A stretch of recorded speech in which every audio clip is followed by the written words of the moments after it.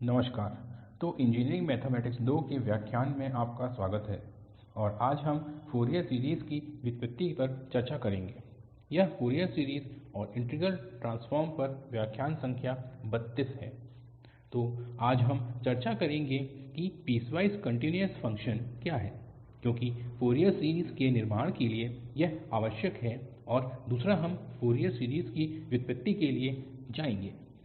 तो पिछले व्याख्यान से याद करें, हमने जो किया था वह ट्रिग्नोमेट्रिक सिस्टम था जिस पर विस्तार से चर्चा की गई थी। तो यह एक सामान्य ट्रिग्नोमेट्रिक सिस्टम है जिसमें यह एक होता है और फिर cos πxl, sin πxl और फिर 2 टाइम्स, फिर 2 टाइम्स, फिर 3 टाइम्स इत्यादि। तो यहाँ इन सभी फ़ंक्शन्स का कॉमन पीरियड 2l है जिसकी हमने चर्चा की थी। और फिर हमने ऐसे ट्रिग्नोमेट्रिक सिस्टम के विभिन्न गुणों पर भी चर्चा की है। और सबसे महत्वपूर्ण बात, हमारे पास क्या है, अगर हम यहाँ इस ट्रिग्नोमेट्रिक सिस्टम के किसी भी दो अलग अलग मेंबर्स के प्रोडक्ट को -l से l तक इंटीग्रेट करते हैं, तब m≠n है तो मान 0 हो जाएगा, क्योंकि दोनों इस m और इस n के साथ cos फैमिली से हैं। m और n भिन्न हैं। इस स्थिति में हमारे पास इस इंटीग्रल का मान 0 है, और जब mn है तो मूल रूप से एक ही मेंबर है। उस स्थिति में यह l के रूप में आ रहा है। तो यह पिछले व्याख्यान में भी लिया गया था। और इसी तरह हमारे पास साइन फैमिली के मेंबर हैं। फिर से वही परिणाम, यदि m और n अलग हैं तो मान 0 है। तो इसे हम कहते हैं कि सिस्टम ऑर्थोगोनल है। और यदि m n है तो हमारे पास यह मान l के बराबर है। दूसरा परिणाम, जब हमारे पास ये दो अलग अलग मेंबर्स साइन और कोसाइन होते हैं तो मान 0 होगा। m और n भले ही कुछ भी हों, और हमने चर्चा भी की थी कि एक बार हमारे पास इंटीग्रैंड के रूप में पीरियोडिक फंक्शन्स हैं, जबकि हम -l से l या किसी भी बिंदु से 2l तक इंटीग्रेट करते हैं। इसलिए इस पीरियड की लेंथ की कवरिंग 2l है, तो मान सामान्य ही होगा। और हमने यह चर्चा एक के साथ भी की है। यदि हम फिर से फैमिली के किसी अन्य मेंबर को लेते हैं तो परिणाम 0 होगा। तो यह ट्रिग्नोमेट्रिक सिस्टम ऑर्थोगोनल है। आज के व्याख्यान में फोरियर सीरीज़ का निर्माण या फोरियर सीरीज़ प्राप्त करते समय यह सीधे ऐसे इंटीग्रल का मूल्यांकन करने के लिए उपयोगी होगा। तो अब हम फ़ंक्शन की पीसवाइस कन्टिन्युटी पर आते हैं। मान लीजिए कि हमारे पास एक फ़ंक्शन f है और इसे इंटरवल a से b पर पीसवाइस कन्टिन्यूअस कहा जाता है यदि इन दोनों बिंदुओं a और b के बीच फ़ाइनाइट बिंदु हैं, और हम इन फ़ाइनाइटली कई बिंदुओं को t1, t2 से tn तक कह रहे हैं। मान लीजिए कि यहाँ a और b के बीच में n बिंदु हैं। इन बिंदुओं का गुण क्या है? तो अब f प्रत्येक ओपन सब इंटरवल पर कन्टिन्यूअस है, जिसका अर्थ है a t1 या t1t2 या t2t3, और हमारे पास यहाँ अंतिम इंटरवल है, यह tnb है। तो इसमें से प्रत्येक सब इंटरवल में फ़ंक्शन कन्टिन्यूअस है। इसके अलावा यदि निम्नलिखित लिमिट्स मौजूद हैं, तो ये लिमिट्स क्या हैं? एक बाएं बिंदु पर राइट हैंड की लिमिट है, और हम क्लोज इंटरवल a से b के बारे में बात कर रहे हैं। तो यहाँ इस छोर में जब हम a पर होते हैं, हम राइट हैंड की लिमिट के बारे में बात कर रहे होते हैं, और इसी तरह जब हम b के बारे में बात कर रहे होते हैं तो हमारे पास यह a होता है और हमारे पास b होता है। तो इस छोर पर हम यहाँ लेफ्ट लिमिट के बारे में बात कर रहे हैं, और फिर इन सभी बिंदुओं के बीच में जहाँ भी हमारे पास, मान लीजिए कि यह tj है, तो दोनों पक्षों पर लिमिट मौजूद होना चाहिए। तो राइट हैंड की लिमिट है और लेफ्ट हैंड की लिमिट भी सभी j के लिए यहाँ मौजूद होना चाहिए। तो फिर से एक फ़ंक्शन को पीसवाइस कन्टिन्यूअस कहा जाता है यदि फाइनाइटली ऐसे बहुत से बिंदु हैं जहाँ फ़ंक्शन प्रत्येक सब इंटरवल, ओपन सब इंटरवल पर कन्टिन्यूअस है और ये लिमिट मौजूद है, तो हम कहते हैं कि फ़ंक्शन कन्टिन्यूअस है। तो क्योंकि ये मूल रूप से t1, t2 इत्यादि डिसकन्टिन्युटी के बिंदु हैं, लेकिन open interval a t1 t2 और tnb में फ़ंक्शन कन्टिन्यूअस है। और सबसे महत्वपूर्ण बात यह है कि ये लिमिट्स मौजूद होनी चाहिए।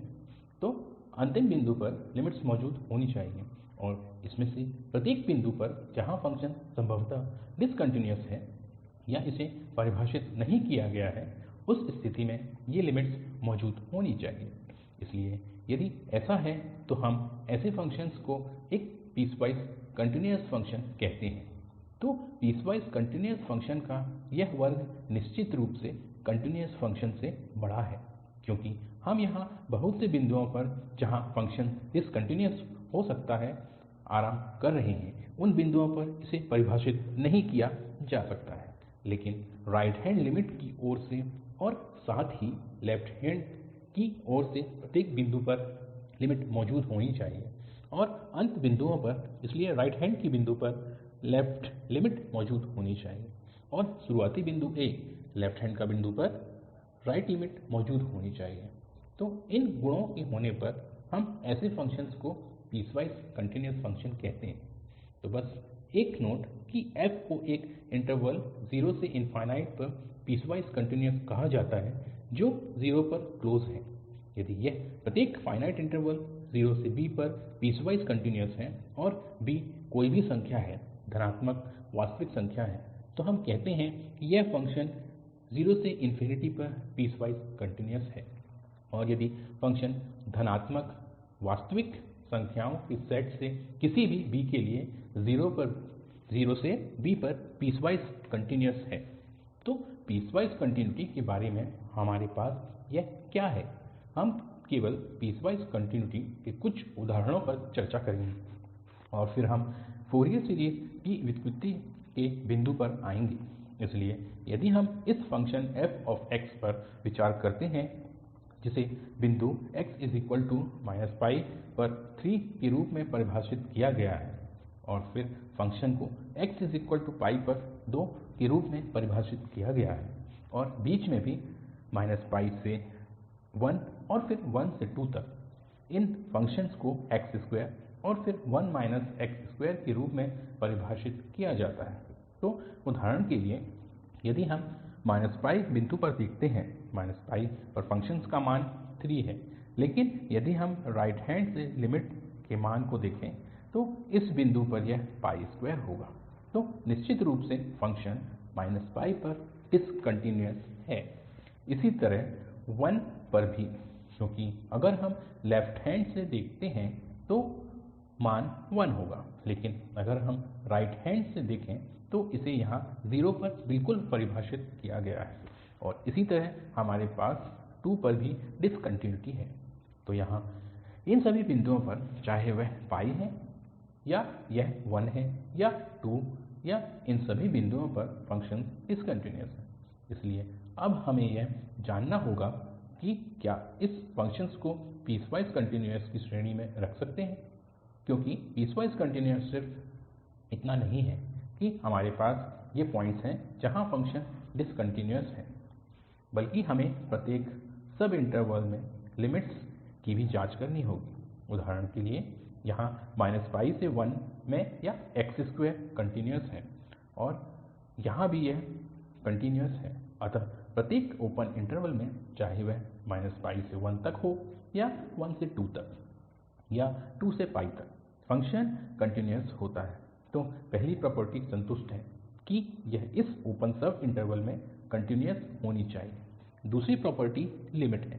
तो यहाँ हमें इन सभी बिंदुओं पर जांच करनी है कि क्या यह a π है या यह 1 है या यह 2 है या π की लिमिट मौजूद होनी चाहिए। तो इस बिंदु पर हम राइट हैंड की लिमिट को देखेंगे, क्योंकि फ़ंक्शन केवल इस बिंदु -π से दाईं ओर परिभाषित है। इसलिए अगर हम यहाँ इस लिमिट को देखें तो यह सिर्फ 2 आएगी, तो यह अस्तित्व में है। 1 पर लेफ्ट हैंड की लिमिट 1 होगी और राइट हैंड की लिमिट 0 होगी। तो यहाँ हमारे पास इस बिंदु 1 पर दोनों लिमिट्स हैं। फिर से इसी तरह बिंदु 2 पर हमारे पास लेफ्ट हैंड से या 1 2 है, इसलिए यह 1 4 है जो कि -3 है और जब हम इस लिमिट को राइट हैंड से लेते हैं तो यह सिर्फ 2 है, एक स्थिरांक। तो यहाँ भी हमारे पास लिमिट है और पर हम केवल लेफ्ट हैंड की ओर से विचार करेंगे जो कि 2 है। तो आंतरिक बिंदुओं में इन सभी बिंदुओं पर दोनों लिमिट्स लेफ्ट हैंड और राइट हैंड लिमिट्स मौजूद हैं और अंतिम बिंदुओं पर राइट हैंड लिमिट और लेफ्ट हैंड लिमिट मौजूद है। तो ये सभी लिमिट्स मौजूद हैं, इसलिए यह फ़ंक्शन पीसवाइस कन्टिन्यूअस है जैसा कि यहाँ लिखा गया है। डिसकन्टिन्युटी के प्रत्येक बिंदु पर फ़ंक्शन की दोनों तरफ से एक तरफा लिमिट होती है और अंत बिंदुओं पर भी या राइट और लेफ्ट हैंड लिमिट क्रमशः मौजूद होती हैं और इसलिए फ़ंक्शन पीसवाइस कन्टिन्यूअस होता है। तो हम एक अन्य फ़ंक्शन पर विचार करेंगे जिसकी हम पहले ही चर्चा कर चुके हैं। तो यहाँ t2 से 0 से 1 में और फिर हमारे पास 1 से 2, 3 t और फिर 2 से 3 है। फ़ंक्शन को t1 के रूप में परिभाषित किया गया है।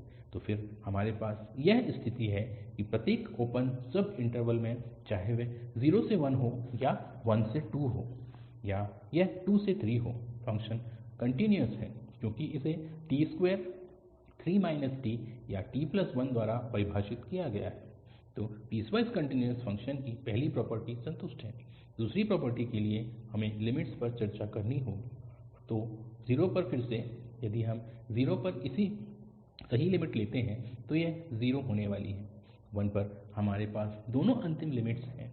यहाँ यह लेफ्ट हैंड की ओर से 1 है और राइट हैंड की ओर से यह 2 है और 2 पर भी यह लेफ्ट हैंड से 1 होगा और फिर राइट से यह 3 होगा और फिर 3 पर हम लेफ्ट हैंड की लिमिट की गणना कर सकते हैं तो वह 4 होगा।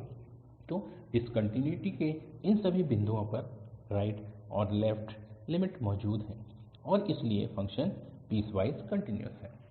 इसके अलावा इन अंतिम बिंदुओं पर राइट और लेफ्ट हैंड की लिमिट मौजूद है, इसलिए फिर से यह फ़ंक्शन पीसवाइस कन्टिन्यूअस फ़ंक्शन है। यह एक सरल उदाहरण है। यहाँ हम देखेंगे कि यह पीसवाइस नहीं है, यह पीसवाइस कन्टिन्यूअस नहीं है और यह फ़ंक्शन 0 है और यहाँ सब हमारे पास 0 और 1 के बीच x है और यह x n है।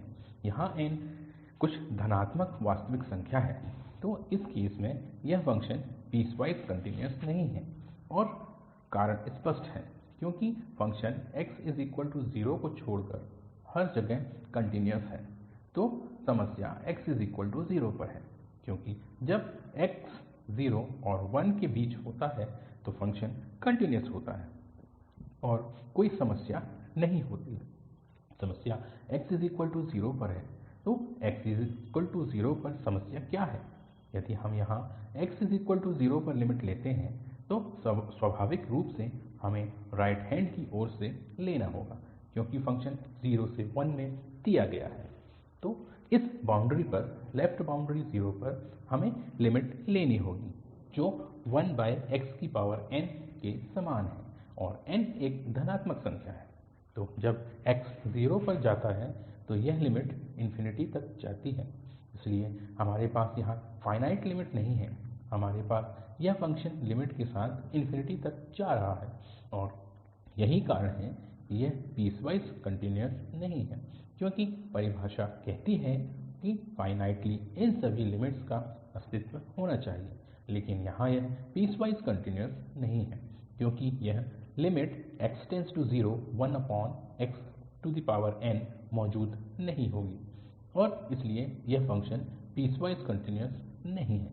हम इस फ़ंक्शन के लिए पीसवाइस कन्टिन्युटी के एक अन्य उदाहरण पर चर्चा करेंगे जो कि ft1t 1 है और इस केस में भी हमारे पास एक समान स्थिति है कि इस फ़ंक्शन में समस्या t1 पर है। फ़ंक्शन t1 के अलावा कन्टिन्यूअस है जो निश्चित रूप से पीसवाइस कन्टिन्यूअस है, लेकिन यदि हम कोई इंटरवल लेते हैं जिसमें यह बिंदु 1 होता है तो t1 के करीब पहुँचने पर लेफ्ट और राइट हैंड की लिमिट फिर से मौजूद नहीं होती है। तो यहाँ हमें 1 पर समस्या है। फ़ंक्शन 1 वाले किसी भी इंटरवल में कन्टिन्यूअस नहीं है क्योंकि यह लिमिट यहाँ प्लस से राइट हैंड और लेफ्ट हैंड से मौजूद नहीं है क्योंकि t 1 तक पहुँचता है दोनों लिमिट्स यहाँ मौजूद नहीं हैं। और इस पीसवाइस कन्टिन्यूअस फंक्शन का महत्व क्या है? इस पर एक त्वरित टिप्पणी है। इसलिए पीसवाइस कन्टिन्यूअस फंक्शन की एक महत्वपूर्ण प्रॉपर्टी बाउंडेडनेस है। तो हमने देखा है कि फ़ंक्शन बाउंडेड है क्योंकि प्रत्येक बिंदु पर हम यह सुनिश्चित करते हैं कि लिमिट दोनों सिरों से मौजूद है और प्रत्येक ओपन इंटरवल में भी फ़ंक्शन कन्टिन्यूअस था। इसलिए बाउंडेडनेस की गारंटी है और इस बाउंडेडनेस के परिणामस्वरूप क्लोज इंटरवल पर इंटीग्रेबिलिटी की भी गारंटी है। इसलिए यदि कोई फ़ंक्शन पीसवाइस कन्टिन्यूअस है तो फ़ंक्शन उस इंटरवल में बाउंडेड होगा और साथ ही उस इंटरवल में इंटीग्रेबल होगा। तो ये दो प्रॉपर्टीज़ महत्वपूर्ण प्रॉपर्टीज़ हैं और हम इस अच्छी प्रॉपर्टी के आधार पर फोरियर सीरीज़ के निर्माण को देख रहे हैं। वास्तव में ये सभी प्रॉपर्टीज़ तब भी मान्य होती हैं जब हम एक क्लोज इंटरवल में कन्टिन्यूअस फंक्शन के बारे में बात कर रहे होते हैं। लेकिन यह कि हम केवल कन्टिन्यूअस फंक्शन करने के लिए बहुत अधिक प्रतिबंध लगा रहे हैं तो यह वह जगह है जहाँ हमने पीसवाइस कन्टिन्यूअस फंक्शन को भी शामिल करने में ढील दी क्योंकि उसके पास इंटीग्रेबिलिटी और बाउंडेडनेस की यह प्रॉपर्टी भी है। इसके अलावा एक और अच्छी प्रॉपर्टी है कि f1 f2 दो पीसवाइस कन्टिन्यूअस फंक्शन हैं तो उसका प्रोडक्ट भी पीसवाइस कन्टिन्यूअस होगा। तो यदि हम दो पीसवाइस कन्टिन्यूअस फंक्शन f1 और f2 का प्रोडक्ट बनाते हैं तो उसका प्रोडक्ट भी पीसवाइस कन्टिन्यूअस होगा। न केवल प्रोडक्ट बल्कि उसका लीनियर कॉम्बिनेशन भी। इसका मतलब है कि यदि हम किसी वास्तविक संख्या c1f1 प्लस c2f2 का गुणा करते हैं तो यह प्रोडक्ट यह कॉम्बिनेशन भी पीसवाइस कन्टिन्यूअस है। तो अब हम ट्रिग्नोमेट्रिक सीरीज़ के इस ऑर्थोगोनैलिटी के बारे में पिछले व्याख्यान से प्राप्त ज्ञान के द्वारा फोरियर सीरीज़ का निर्माण करने के लिए तैयार हैं और फिर एक पीसवाइस कन्टिन्यूअस फंक्शन का ज्ञान होने पर हम फोरियर सीरीज़ के निर्माण के लिए जा सकते हैं। तो मैं प्रारंभ करता हूँ कि फोरियर सीरीज़ को कैसे बनाते हैं। मान लीजिए f एक पीसवाइस कन्टिन्यूअस फंक्शन है। यही कारण है कि हमने कन्टिन्यूअस फंक्शन को परिभाषित किया है। यहाँ हम पीसवाइस कन्टिन्यूअस फंक्शन पर बात करेंगे। तो हमारे पास एक पीरियोडिक फंक्शन है जो पीसवाइस कन्टिन्यूअस है। हमने पिछले व्याख्यान में समग्र रूप से पीरियोडिक फंक्शन को परिभाषित किया है। तो इस इंटरवल -π से पर परिभाषित और हमारे पास निम्नलिखित ट्रिग्नोमेट्रिक सीरीज़ एक्सपांशन है। हम इस फंक्शन और इसके ट्रिग्नोमेट्रिक सीरीज़ एक्सपांशन आदि के बीच में क्या संबंध है इस पर गौर करेंगे। तो मान लीजिए कि फ़िलहाल हम मान लेते हैं कि इस f का इस तरह का एक्सपांशन है जो यहाँ ट्रिग्नोमेट्रिक सीरीज़ है और जब हम यह बताने का प्रयास करेंगे कि यह सीरीज़ f से किस प्रकार संबंधित है जैसे कि किस अर्थ में यह सीरीज़ इस फंक्शन f को प्रदर्शित करना चाहिए और यही उद्देश्य है कि यहाँ ये कोफीशिएंट क्या है क्योंकि इस सीरीज़ में अज्ञात क्या है या यहाँ क्या बदला जा सकता है। ये वे कोफीशिएंट्स हैं क्योंकि cos फ़ंक्शन दिया गया है, sin फ़ंक्शन दिया गया है। तो यदि कुछ फ़ंक्शन f के साथ क्या संबंधित है हमें इन कोफीशिएंट्स को संबंधित करना है। हम इन कोफीशिएंट्स को दिए गए फ़ंक्शन f से संबंधित करते हैं ताकि यह सीरीज़ कुछ अर्थों में प्रदर्शित हो सके और किस अर्थ में यह फ़ंक्शन f जिस पर बाद में चर्चा की जाएगी। तो अब विचार यह है कि ये कोफीशिएंट्स अब दिए गए फ़ंक्शन से कैसे संबंधित हैं। संबंध निर्माण के लिए संबंध को स्थापित करने के लिए अब हम क्या करेंगे। हम मानते हैं कि उपरोक्त सीरीज़ को टर्म दर टर्म इंटीग्रेट किया जा सकता है और सबसे महत्वपूर्ण बात यह है कि इसका इंटीग्रल इस -π से पर फ़ंक्शन f के इंटीग्रल के बराबर है। तो हम क्या मान रहे हैं कि इस सीरीज़ का इंटीग्रल जब हम इसे टर्म दर टर्म इंटीग्रेट करते हैं तो इस इंटीग्रल का मान इस रेंज -π से पर f के इंटीग्रल के बराबर है। तो इस धारणा के साथ हम फ़ंक्शन f और इस सीरीज़ के कोफीशिएंट्स के बीच एक संबंध प्राप्त करेंगे। तो अब हम क्या कर रहे हैं, हम यहाँ से तक fx dx को इंटीग्रेट कर रहे हैं और फिर हम राइट हैन्ड की ओर से इंटीग्रेट कर रहे हैं। तो यहाँ पहला टर्म a02 dx को से तक इंटीग्रेट किया गया है और फिर दूसरा टर्म भी। इसलिए हमने अन्य सभी टर्म्स को यहाँ से तक इंटीग्रेट किया है। तो अब हमें इस ट्रिग्नोंमैट्रिक सिस्टम को ऑर्थोगोनल प्रॉपर्टी का एहसास होना चाहिए और यहाँ हमारे पास यहाँ 1 और इस cos 2x के साथ प्रोडक्ट है। हमारे पास यहाँ भी वही स्थिति है, 1 और इसका sin kx के साथ प्रोडक्ट है। चूँकि 1 यह यहाँ ऑर्थोगोनल है और 1 और sin भी ऑर्थोगोनल है। हमने पिछले व्याख्यान में इस पर चर्चा की है। तो यह 0 होने जा रहा है और यह भी 0 होने जा रहा है और हमारे पास अभी क्या है, a02 और फिर इंटीग्रल सिर्फ 2 होगा। तो 2 यहाँ कैंसिल होगा। अब हमारे पास केवल a0 है। तो राइट हैन्ड की ओर से सिर्फ a0 है। तो यहाँ से अब हम इस a0 की गणना कर सकते हैं। हम इस a0 को दिए गए फ़ंक्शन से संबंधित कर सकते हैं।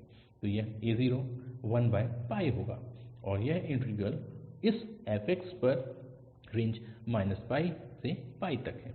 इसलिए इस धारणा से fx के इंटीग्रल का मान इस ट्रिग्नोंमैट्रिक सीरीज़ के इंटीग्रल के मान के बराबर है। हमें दिया गया f के साथ कम से कम इस a0 की गणना करने के लिए संबंध मिला है। यहाँ क्या ध्यान देना चाहिए, मैं इस पर फिर से चर्चा करूँगा कि हम यह नहीं रख रहे हैं कि यहाँ f इस सीरीज़ के बराबर है। हम केवल यह बता रहे हैं कि यह f को प्रदर्शित करता है। हम एग्जैक्ट संबंध है सभी के बारे में बात नहीं कर रहे हैं। हम इस एक एक्सपांशन या इस f के कुछ प्रकार के प्रदर्शन के बारे में बात कर रहे हैं और यह किस प्रकार का प्रदर्शन है और यह सब प्रश्न अभी भी हैं जिस पर हम अगले व्याख्यान में चर्चा करेंगे। लेकिन यह स्पष्ट होना चाहिए कि हम यहाँ सीरीज़ और फ़ंक्शन f के बीच कोई समानता या कुछ भी नहीं रख रहे हैं। लेकिन उदाहरण के लिए यह यहाँ ध्यान दिया जाना चाहिए कि इस a0 की गणना के लिए यह हमारी धारणा है कि यह बराबर है f का इंटीग्रल सीरीज़ के इंटीग्रल के बराबर है। तो हमारे पास यहाँ पहली समानता है जो अब सीरीज़ को फ़ंक्शन और इसके विस्तार से संबंधित कर रही है। अब हम और अधिक मान्यताओं के साथ आगे बढ़ेंगे। यह पहला था कि यदि हम फ़ंक्शन और सीरीज़ को यह मानते हुए इंटीग्रेट करते हैं कि ये दोनों समान हैं, तो हमें फ़ंक्शन्स के लिए a0 का एक संबंध मिल रहा है। और हम क्या करते हैं, यदि हम सीरीज़ को cos nx से गुणा करते हैं और फिर इंटीग्रेट और फिर सोचते हैं, कुछ धारणा यह है कि इसका मान फिर से इस से पर एक ही फ़ंक्शन cos nx से fx के गुणा के इंटीग्रल के बराबर है। तो सबसे पहले पिछली स्लाइड में हमने केवल f को इंटीग्रेट किया था और हमने सीरीज़ को इंटीग्रेट किया था। यह हम क्या कर रहे हैं, हम सीरीज़ को cos nx से गुणा कर रहे हैं, साथ ही इस फ़ंक्शन को cos nx से गुणा कर रहे हैं और फिर से में इंटीग्रेट कर रहे हैं।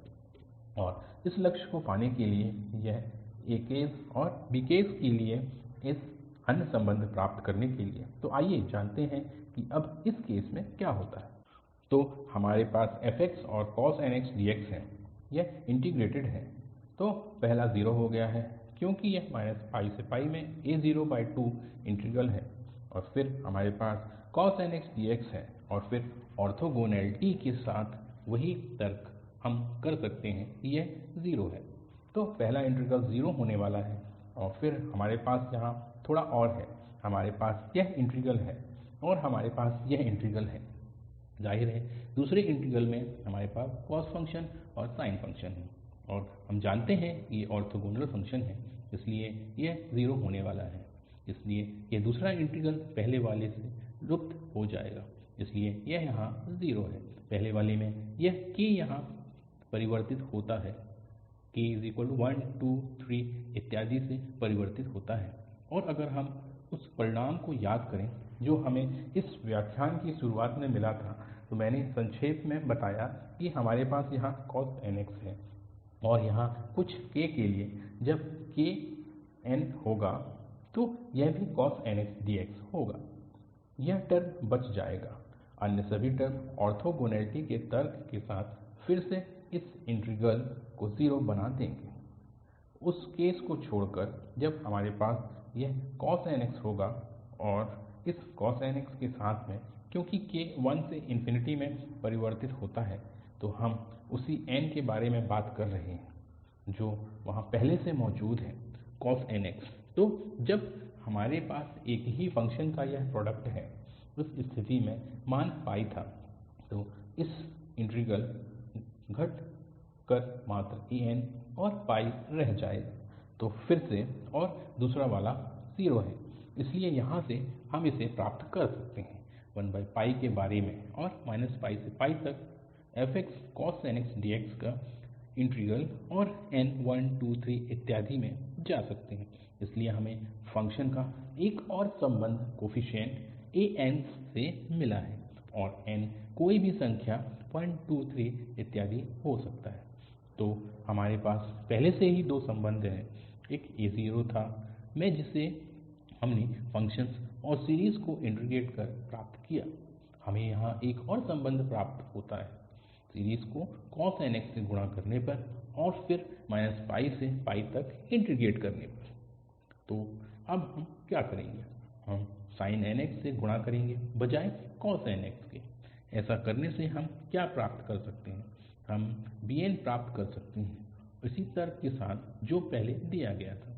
इस स्थिति में पहला इंटीग्रल लुप्त हो जाएगा और दूसरे इंटीग्रल से हमें यहाँ कोफीशिएंट bn प्राप्त होगा जो कि x sin nx dx है। तो अब हमने इन सभी कोफीशिएंट्स को संबंधित कर दिया है bn an और a0 फ़ंक्शन्स के साथ या दिए गए फ़ंक्शन के साथ। तो कुछ अर्थों में हमारा प्रतिनिधित्व फ़ंक्शन का अनुमान लगा रहा है क्योंकि उसके इंटीग्रल बराबर होते हैं। जब आप cos nx से गुणा करते हैं फिर से उसके इंटीग्रल बराबर होते हैं और जब हम sin nx से गुणा करते हैं तो फिर से f का इंटीग्रल और दूसरी तरफ सीरीज़ के साथ वह बराबर है, इसलिए वे अब संबंधित हैं। हमने इस कोफीशिएंट्स को उस अर्थ में व्युत्पन्न किया है। ठीक है, संक्षेप में हमारे पास ट्रिग्नोमेट्रिक सीरीज़ एक्सपांशन है और हमें a0 मिला है, हमें an मिला है और हमें यह bn मिला है, यह मानते हुए कि उसके इंटीग्रल बराबर हैं या cos nx और sin nx के गुणन के बाद वे बराबर हैं। तो इस सीरीज़ के होने पर जब ये coefficients an a0 a1 a2 a3 इत्यादि इन्हें फ़ोरियर कोफीशिएंट्स कहा जाता है और यहाँ इस सीरीज़ को फ़ोरियर सीरीज़ कहा जाता है, इसे फ़ोरियर सीरीज़ कहते हैं और इन्हें फ़ोरियर कोफीशिएंट्स कहते हैं। बस एक और बिंदु जो अब स्पष्ट है, कुछ स्थिरांक होने की बजाय हमने a02 के साथ शुरू कर दिया है और उद्देश्य प्राप्त करने के लिए यह a02 वास्तव में यहाँ से आया था। अगर हम an के इन दो सूत्रों को देखें जो n 1 2 3 इत्यादि के लिए मान्य था और यह a0 अलग से निकाला गया था, लेकिन अंत में हमने क्या महसूस किया कि यह सूत्र अधिक सामान्य है, यह इस a0 को कवर करता है। इसी प्रकार क्योंकि यदि n 0 यह cos 0 1 और हमारे पास बिल्कुल यही सूत्र n 0 के लिए है, तो हमारे पास ये तीन सूत्र नहीं हैं, हमारे पास बस यह an हो सकता है जो 0 1 2 इत्यादि के लिए मान्य है और यह bn के लिए मान्य है जो 1 2 3 आदि के लिए मान्य है। तो इसकी हमें अब ज़रूरत नहीं है और यही कारण है कि हमें a02 के साथ शुरू करना होगा। अगर हम यहाँ सिर्फ कुछ स्थिरांक लें तो वह a0 का सूत्र बाकी की तुलना में अलग होगा। केवल कुछ टिप्पणियाँ ताकि सामान्य तौर पर हम सीरीज़ में इस चिन्ह को इस चिन्ह से प्रतिस्थापित नहीं कर सकते जो स्थिरांक के निर्धारण से स्पष्ट है क्योंकि ये स्थिरांक किसी इंटीग्रल की बराबरी करते हुए निर्धारित किए जाते हैं। तीन इंटीग्रल या डायरेक्ट इंटीग्रल था जबकि दूसरे में cos nx और sin x से गुणा किया गया। तो स्पष्ट रूप से हमें यहाँ केवल सामान्यता नहीं रख सकते हैं, लेकिन उसके इंटीग्रल समान हैं और इस प्रक्रिया में जैसा कि मैंने कहा है कि दो इंटीग्रल समान हैं, जिसका अर्थ यह नहीं है कि फ़ंक्शन ट्रिग्नोमेट्रिक सीरीज़ के बराबर है। अगले व्याख्यान में हम चर्चा करेंगे कि किस स्थिति में हम फ़ंक्शन और इसके ट्रिग्नोमेट्रिक या फोरियर सीरीज़ के बीच सामान्यता प्राप्त कर सकते हैं। फोरियर सीरीज़ की यूनिकनेस पर दूसरा है। तो यदि हम फाइनाइट संख्या में फ़ंक्शन्स के मान को बदलते हैं, क्योंकि हम इन कोफीशिएंट्स की गणना के बारे में बात कर रहे हैं और फोरियर कोफीशिएंट्स an और bn हमारे पास इंटीग्रल्स हैं और इंटीग्रल्स का मान परिभाषित फ़ंक्शन्स को नहीं पढ़ेगा, बस वे बहुत से बिंदुओं पर मान से भिन्न होते हैं। इसलिए यदि हम अंकों की फाइनाइट संख्या पर फ़ंक्शन्स के मान को बदलते हैं और इंटीग्रल में परिभाषित फोरियर कोफीशिएंट्स अपरिवर्तित हैं और इस प्रकार जो फ़ंक्शन बहुत से बिंदुओं पर भिन्न होते हैं उनमें बिल्कुल वही फोरियर कोफीशिएंट्स होते हैं। इसलिए यदि हमारे पास संबंधित फोरियर सीरीज़ है, तो यदि हमारे पास दो फ़ंक्शन्स हैं जो बहुत से बिंदुओं पर भिन्न हैं, तो इनकी फोरियर सीरीज़ या उनके फोरियर कोफीशिएंट समान होंगे। या दूसरे शब्दों में हम कह सकते हैं कि यदि हमारे पास ये फ़ंक्शन्स हैं जो पीसवाइस कन्टिन्यूअस हैं और f और g की फोरियर सीरीज़ समान है, तो वे फाइनाइट बिंदुओं को छोड़कर समान होने चाहिए। तो यह एक टिप्पणी थी। ये वे संदर्भ हैं जिनका उपयोग हमने व्याख्यान तैयार करने के लिए किया है। तो हमने इस व्याख्यान में क्या चर्चा की है कि फ़ंक्शन्स की फोरियर सीरीज़ जो -π से या 0 से 2 पर परिभाषित है और यह पीरियड 2 के साथ पीरियोडिक है, तो इसे इस फोरियर सीरीज़ और इन कोफीशिएंट्स के द्वारा दर्शाया जा सकता है। तथाकथित फोरियर कोफीशिएंट्स का मूल्यांकन इन इंटीग्रल्स की सहायता से किया जा सकता है। और एक महत्वपूर्ण बिंदु जिसकी हमें यहाँ फिर से उल्लेख करना चाहिए कि हमारे पास यहाँ समानता नहीं है, क्योंकि इन कोफीशिएंट्स का निर्माण यहाँ सीरीज़ के साथ फ़ंक्शन की प्रत्यक्ष समानता नहीं इंटीग्रल की समानता के आधार पर किया जाता है। तो इसी के साथ मैं इस व्याख्यान को समाप्त करता हूँ और फिर से आपके ध्यान के लिए मैं आपको धन्यवाद देता हूँ।